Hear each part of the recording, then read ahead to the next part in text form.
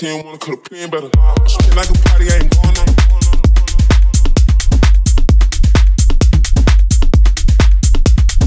Spin like a party, I ain't going on. I think the kick it's not the one to go with this bass. Not deep enough. There you go.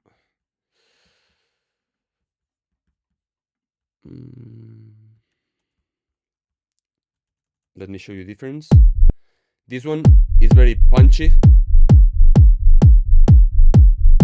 but doesn't fit with the bass. This one, in fact,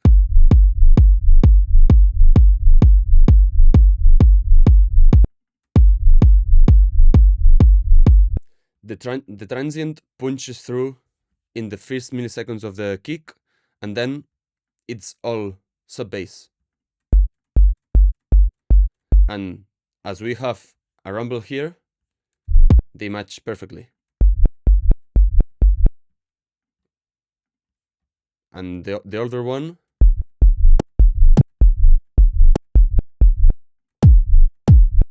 it's like two separate things, you know? With the new one, it's nice, tight, and deep, as we want. Let's rename this as kick. This is bass 1. And now, as I was saying, we have 4-bar loop.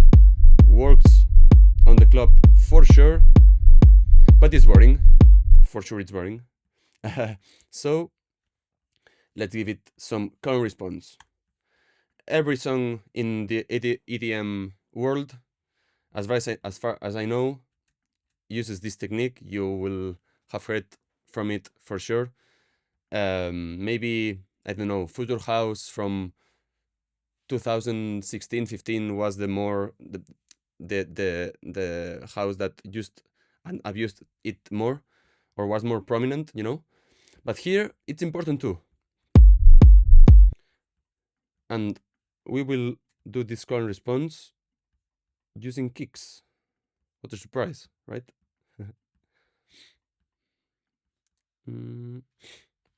I'll try and use not only Ableton plugins. That way the non-Ableton users can follow along. Maybe 270. Okay, now we duplicated that kick track and applied a low pass filter so that the kick becomes part of the bass.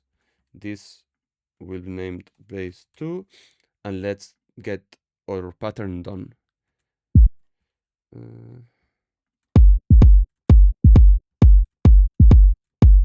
thinking of this maybe. Yes. Let me. Okay. And now let's make the call and the response with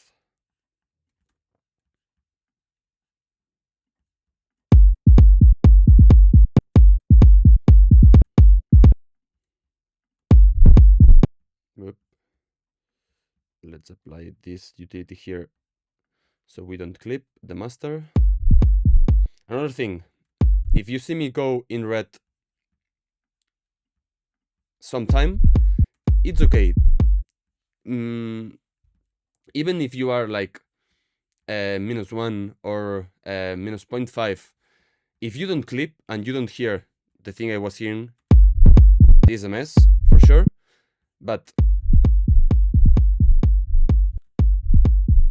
now I can hear it properly. This would be okay too.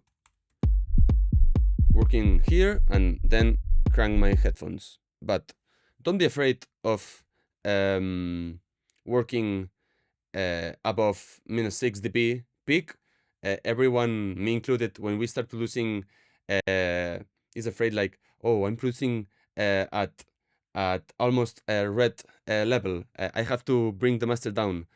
If you get that sorted in the master phase, like everything it's well balanced, not clipping, not adding weird distorting sounds and messing the way you want the groove and the sounds to be in the final master, it's okay.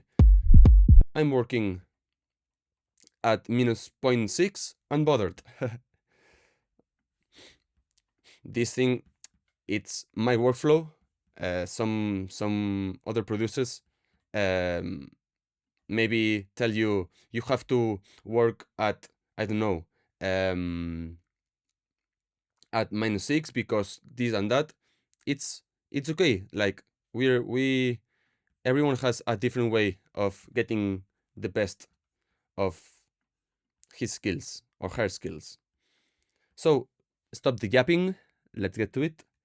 We were doing the baseline. Maybe here. I like this. Duplicate it.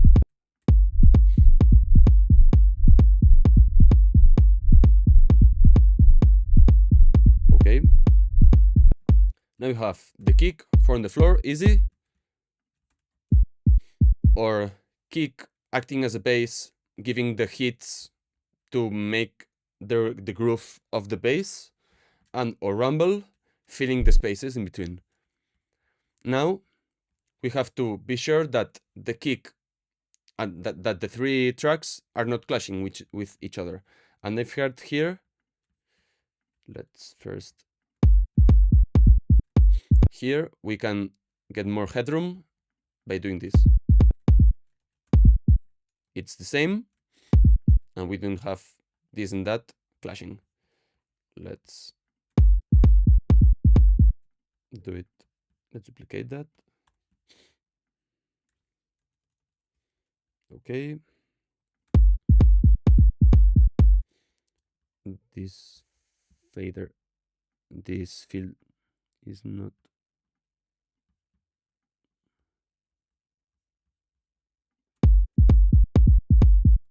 This fade now, I think. Okay. That was just to be sure that as I am cutting a bass with a very long waveform, if I don't fade it out,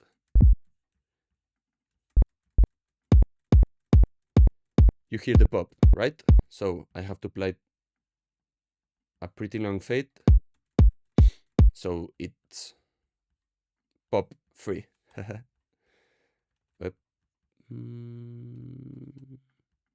There we go. Now duplicate it. Sorry if you hear me do that. I have a cold, so sorry for that. Okay. Back to the groove. Bass foundation groove. The groove of the drums will come later. Okay, so now I'm sure this works on a club. We have a good call and response. Call and response. That works well. The sounds in the kick and the bass foundation work well with each other. They go to a to the same sonic DNA, you know, all following a deep sound.